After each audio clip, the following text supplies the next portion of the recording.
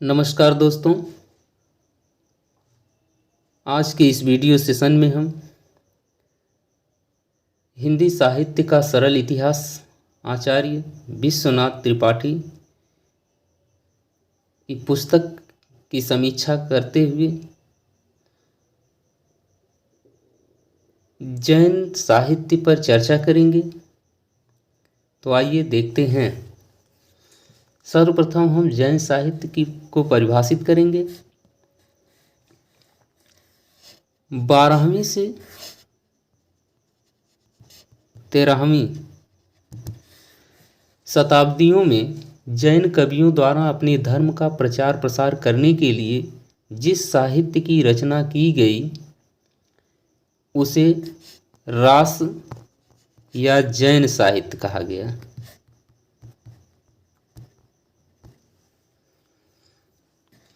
रास साहित्य या पद रचना की वह शैली है जिसमें ताल देकर गायन किया जाता है।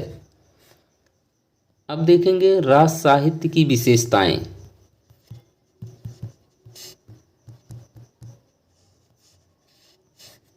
क्या है? रास साहित्य मुख्यतया जैन कवियों द्वारा रचा गया। किसके द्वारा? जैन कवियों द्वारा।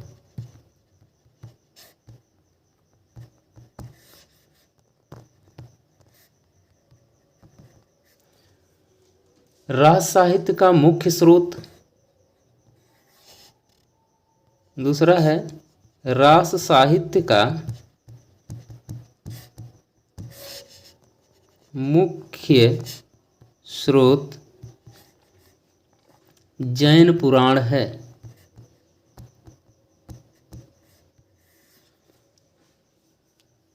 अगला है, यह साहित्य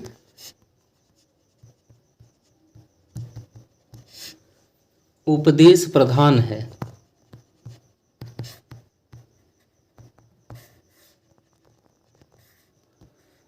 अगला है, इस साहित्य की भाषा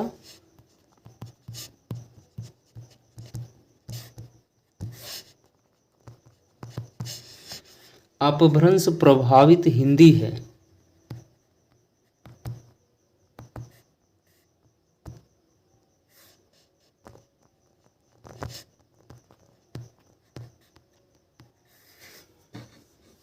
आगे देखिए, रास साहित्य आदिकाल का सबसे प्रामाणिक साहित्य है।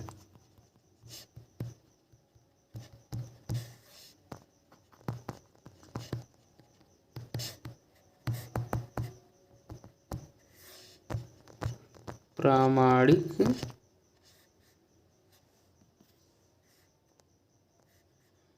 साहित्य है।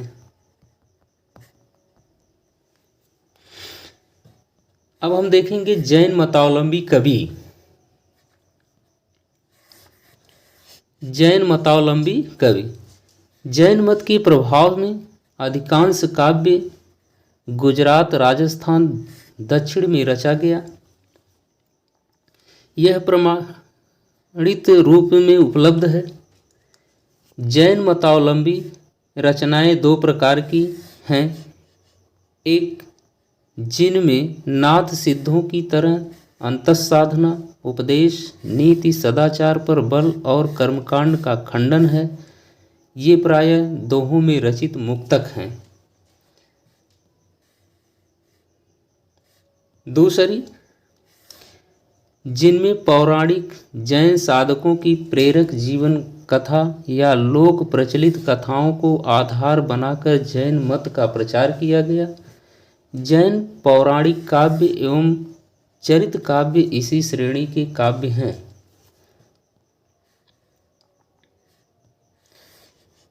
जैन आचार्य हेमचंद्र का समय है 12वीं शती के प्राकृत व्याकरण और मेरुतुंग 13वीं शती के प्रबंध चिंतामणि में जैनेतर रचनाएं भी संकलित हैं। सदाचार, उपदेश, रहस्य, साधना वाली मुक्तक रचनाएं सिद्धों की रचनाओं से बहुत मिलती हैं। इनमें भी सहज पर बल दिया गया है। जो इन 10वीं शताब्दी, राम सिंह लगभग 12वीं शताब्दी आदि इस कोटि के प्रमुख जैन कवि हैं। पौराणिक काव्यधारा में अपभ्रंश के महान कवि स्वयंभू आते हैं। उन्होंने राम कथा को आधार बनाकर पौमचरियु की रचना की। स्वयंभू 8वीं शती के कवि हैं। पौमचरियु जायसी के पद्मावत और तुलसीदास के रामचरितमानस की तरह ही कण्वकबद्ध शैली में लिखा गया है। अपभ्रंश के अन्य प्रसिद्ध कवि पुष्पदंत, जिनका समय है 10वीं शताब्दी, ने महापुराण की रचना की। इसके अतिरिक्त जैन अपभ्रंश कवियों ने भारी संख्या में चरित काव्य लिखे, जिनमें पुष्पदंत का नागकुमार चरित, जसहर चरित चरियु तथा कनकामरमुनि 11वीं शताब्दी का करकंड चरित अधिक प्रसिद्ध है। भविष्यदत्त कथा नामक प्रसिद्ध अपभ्रंश कथा काव्य धनपाल का है, जिनका समय 10वीं शताब्दी है, की ऐसी रचना है जिसमें लोक प्रचलित कथा को भी सरल बनाए रखा गया है और जैन मत में दीक्षित होने की प्रेरणा भी दी गई है।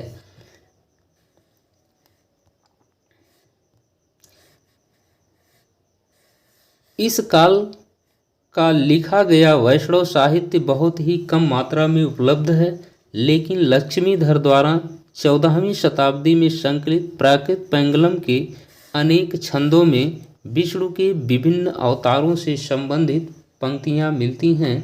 इस प्रकार हेमचंद बारहवीं के प्राकृत व्याकरण में संकलित अपभ्रंश दोहों में भी राधा कृष्ण, दशमुख आदि की चर्चा आती है।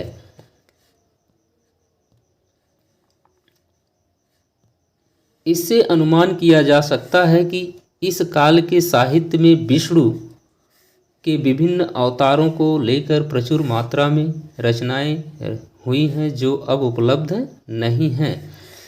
बहुत कुछ यही स्थिति श्रृंगारपरक लौकिक काव्यों की भी है। सौभाग्यवश राउरवेल 11वीं शताब्दी तथा संदेश रासक 13वीं शताब्दी नामक दो शुद्ध लौकिक श्रृंगारी काव्य प्रमाणित के तौर पर उपलब्ध हो गए हैं। संदेश रासक का महत्व इससे भी आंका जाना चाहिए कि वह किसी भारतीय भाषा में रचित इस्लामी धर्मावलंबी कवि की प्रथम रचना है। संदेश रासक 3 प्रक्रमों में विभाजित 233 छंदों का संदेश काव्य है। राउरवेल का रचयिता रोडा कवि, जिसने किसी राजा के अंतःपुर में रहने वाली विभिन्न प्रदेशों की रानियों का वर्णन किया है। आगे देखिए, प्राकृत पैंगलम के छंदों को देखने से पता चलता है कि आश्रयदाता राजाओं के आधार बनाकर काव्य रचना की परंपरा इस काल में विद्यमान थी। प्राकृत पैंगलम में विद्याधर द्वारा रचित किसी राजा, संभवतः जयचंद की एवं अनुमानतः सारंगधर की द्वारा रचित हम्मीर की प्रशंसा में लिखे पद्य मिलते हैं। हेमचंद्र के प्राकृत व्याकरण में अपभ्रंश के जो दोहे संकलित हैं, उनमें एक तो यह स्पष्ट बात हो जाती है कि दोहा उस समय का लोकप्रिय छंद था। दूसरे, वीरता और श्रृंगार नीति विषयक दोहों में रचित कृतियां भी लोकप्रिय थीं। इन दोहों की अभिव्यक्ति इतनी निश्चल और सहज है कि इन्हें लोक साहित्य की कोटि में रखा जा सकता है। यहाँ धर्म, वीर, श्रृंगार और नीतिपरक दोहों के कुछ उदाहरण दिए जा रहे हैं। देखिए, धर्मपरक दोहे। प्रायु मुड़िहवि भंतडी ते मणि अडा गणंती अखई निरामयी परमपई अज्जवि लव न लहंती। आगे देखिए, प्रायः मुनियों को भ्रांति हो जाती है, वे मन का गिनते हैं अक्षय निरामय परम पद में आज भी लव नहीं लगा पाते। अब वीर परक है। पाई विलग्गी अंतडी सिरुलहसिउ खस खंघस तो भी कटारई हथडव बलि किज्जों कंतस। माने पाँव में अंतड़ियाँ लगी हैं, सिर कंधे से लटक गया है तो भी हाथ कटार पर है, ऐसे को मैं बलि जाती हूँ। श्रृंगार में देखिए क्या है। पिय संगमी कौ निद्दडी पियहों परोखहों केम मई विन्निवि विन्नासिया निद्द न एम्ब न तिम्ब। माने प्रिय के संग में नींद कहाँ, प्रिय के परोक्ष में सामने न रहने पर नींद कहाँ, मैं दोनों प्रकार से नष्ट हुई हूँ, नींद न यूं न त्यों। आगे देखिए नीति परक। जो गुण गोवई अपड़ा पैडा करई परस्सु तसु हूँ कल जुगी दुल्लहल हो बलि किज्जऊं सुवर्णस्सु। जो अपना गुण छिपाए दूसरे का प्रकट करे, कलयुग में दुर्लभ सृजन पर मैं बलि जाऊं। दोहा पद्दड़िया गे पद अभ्रंश काल के प्रमुख छंद हैं। अब देखिए वीर काव्य। पंडित रामचंद्र शुक्ल ने आदिकाल के तृतीय प्रकरण को वीर गाथा काल कहा है। उनके अनुसार इस नामकरण का आधार है कि इस काल की प्रधान साहित्यिक प्रवृत्ति वीर गाथात्मक है। शुक्ल जी ने इस काल की प्रधान साहित्यिक प्रवृत्ति की पहचान जिन 12 ग्रंथों के आधार पर की है वे इस प्रकार हैं।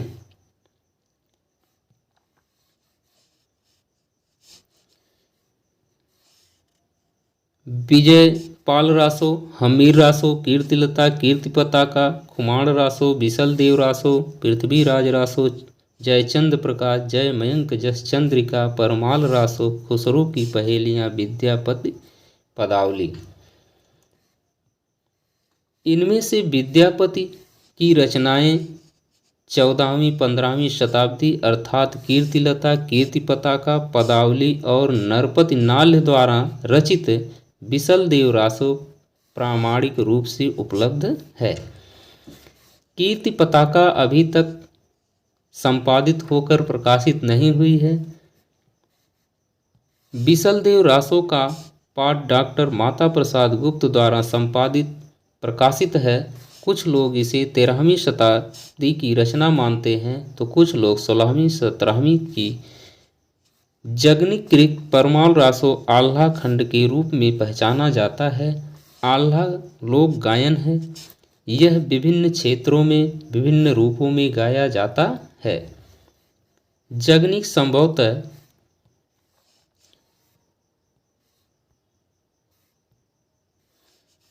परमाल और पृथ्वीराज के समकालीन 12वीं शताब्दी के थे। विजयपाल रासो के रचयिता नल्ल सिंह हैं। इसमें जो लड़ाई विजयपाल ने पंग राजा से की थी उसका वर्णन है। मिश्र बंधुओं ने इसकी रचना काल 14वीं शताब्दी माना है। भाषा शैली पर विचार करने से यह रचना परवर्ती लगती है। हमीर रासो, जयचंद प्रकाश और जय मयंक जसचंद्रिका उपलब्ध नहीं है।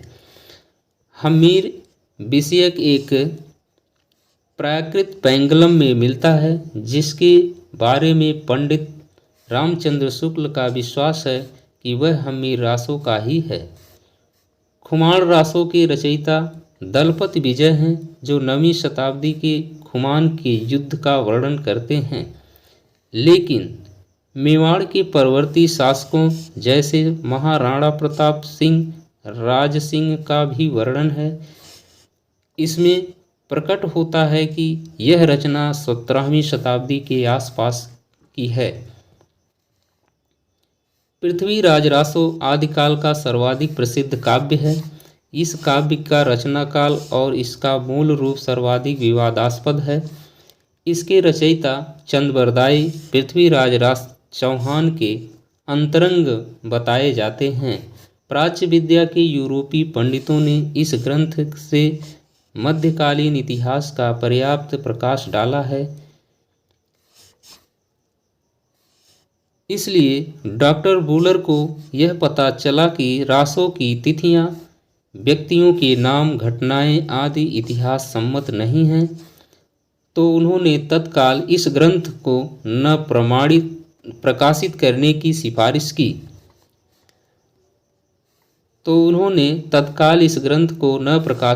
की सिफारिश की। इसकी प्रामाणिकता पर संदेह करने वाले विद्वानों में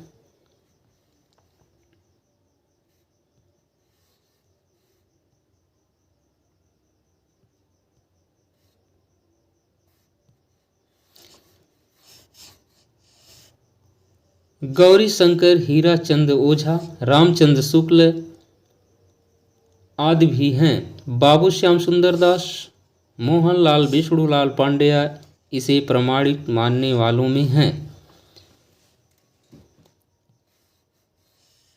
महामहोपाध्याय गौरी शंकर ओझा के अनुसार पृथ्वीराज रासो 1600 विक्रम संवत के आसपास लिखा गया।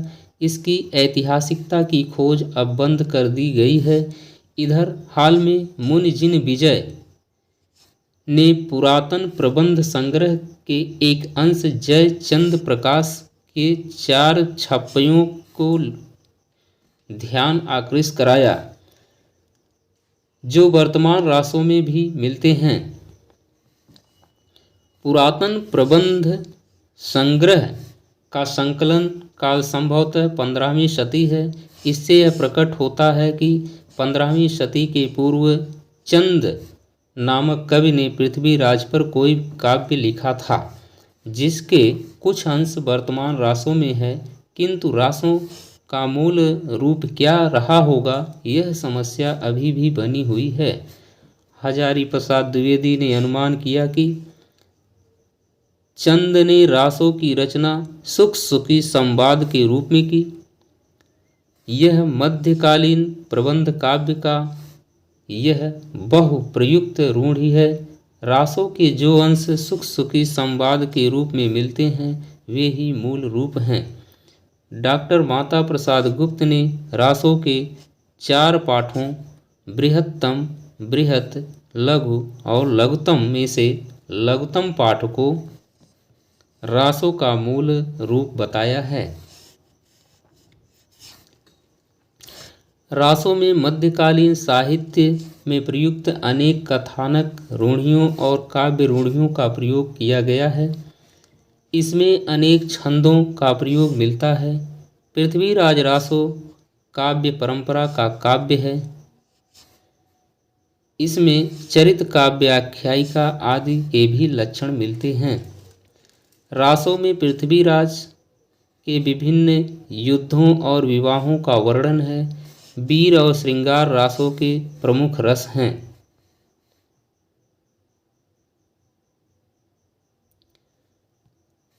यद्यपि इसका अंगिरस वीर है। रासों में नायिका का नक्सिक वर्णन, सेना के प्रयाण, युद्ध, षड ऋतुओं आदि का सुंदर वर्णन मिलता है। चंद्रबरदाई अनेक मन स्थितियों का संश्लिष्ट चित्र खींचने में सिद्ध हैं। यद्यपि वे विभिन्न छंदों के प्रयोग में कुशल हैं, किंतु छप्पय उनका अपना छंद है। रासों के एक खंड कैमास वध का छप्पय इस प्रकार है। एक वान पुहवी नरेश कैमासः मुक्कौ उर उपरि पर हरि वीर कस्सतर चुक्कौ बीउ बान संधानि हनौ सोमेशुर नंदन गाडौ करि निग्गहु शनिव सोदौ संभरि धनि थर छंडी न जाई अभागरौ गारई गहौ जुगुनु सरौ इम जंपई चंद विरद्दिया सुकहा निमिट्टी इह प्रलव। विशलदेव रासो। विशलदेव रासो। विशलदेव रासो के रचयिता हैं नरपतिनाल। पाठ के अनुसार ग्रंथ की रचना 12 संवत 1212 अर्थात 1155 में लिखी गई, किंतु श्री मोतीलाल मेनारिया के अनुसार इसकी रचना 16वीं शताब्दी मानी जाती है। विशलदेव रासो में शाकंभरी नरेश विशलदेव और भोज परमाल की पुत्री राजमती के विवाह, वियोग और पुनर्मिलन का वर्णन मिलता है। यह प्रधानतः श्रृंगारी काव्य है। विशलदेव रासो में हिंदी काव्य में प्रयुक्त होने वाले 12 मासा का वर्णन सबसे पहले मिलता है। वीर गाथा काल के अन्य कवि विद्यापति 14वीं शताब्दी। इनकी 3 रचनाएं हैं, कीर्तिलता, कीर्तिपताका और पदावली। कीर्तिलता प्रबंध काव्य है। कीर्तिलता ऐतिहासिक महत्व का छोटा सा प्रबंध काव्य है। विद्यापति ने इसे कहानी कहा। मध्यकाल में ऐतिहासिक व्यक्तियों को आधार बनाकर जो काव्य लिखे गए हैं वे ऐतिहासिकता से रहित होकर कथानक, रूढ़ियों, किंवदंतियों, अनुश्रुतियों आदि के विषय बन गए हैं।